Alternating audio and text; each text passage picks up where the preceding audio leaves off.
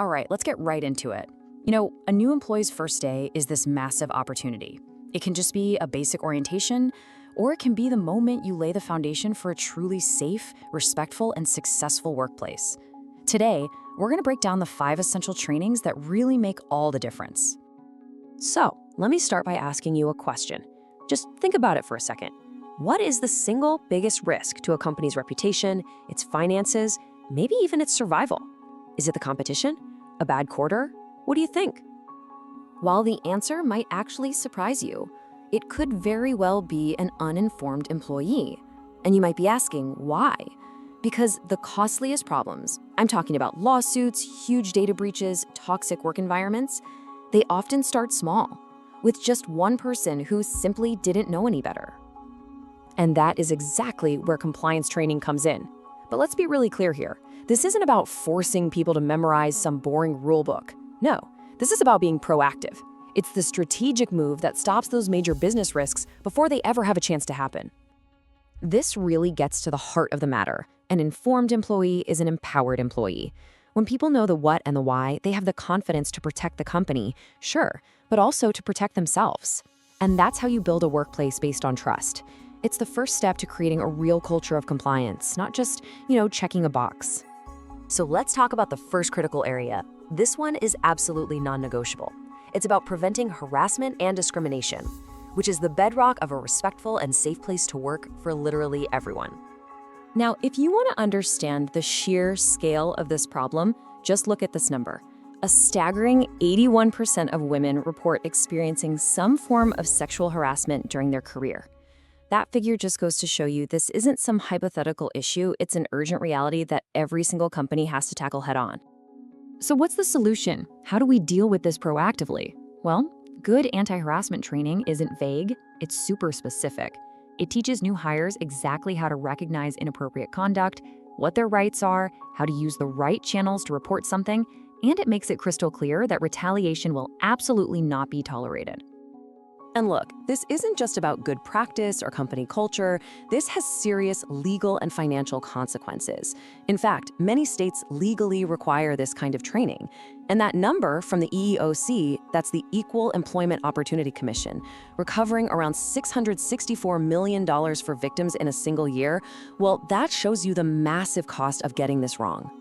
Okay, on to our next pillar. If harassment training is about preventing negative behavior, diversity and inclusion training is all about actively fostering positive, high-performing team dynamics. It's about unlocking a team's true potential. And this isn't just some feel-good idea. The numbers back it up. Companies that are more diverse are 36% more likely to financially outperform those that aren't. So you see, diversity isn't just an HR initiative, it is a proven, measurable, competitive advantage.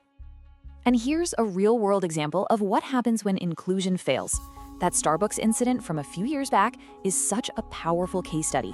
They didn't just put out a statement, they shut down 8,000 stores to train their employees. That action shows you just how critical it is to build an inclusive culture right from day one. Okay, next up, we're gonna hit 3 foundational areas pretty quickly. These all work together to build that culture of trust we've been talking about. I want you to think of them as the company's official rulebook, its digital firewall, and its safety blueprint. First, the rulebook. Every company has a code of conduct, right? Well, this training is what brings it to life. It's not just some document sitting on a server somewhere. It's the ethical compass that guides every single employee's decisions, from avoiding conflicts of interest to knowing how to blow the whistle on misconduct. Now, take a look at this chart. It's incredibly simple, but it tells a massive story. Up to 95% of all data breaches are caused by human error. Think about that. One person, one click, one mistake. This right here is exactly why our next topic is so important for everyone, not just the folks in IT. And that brings us to the solution, the human firewall. Great cybersecurity training empowers every single new hire to become the company's first line of defense. It teaches them how to spot phishing scams and how to protect sensitive data. In today's world, every employee is a guardian of the company's information.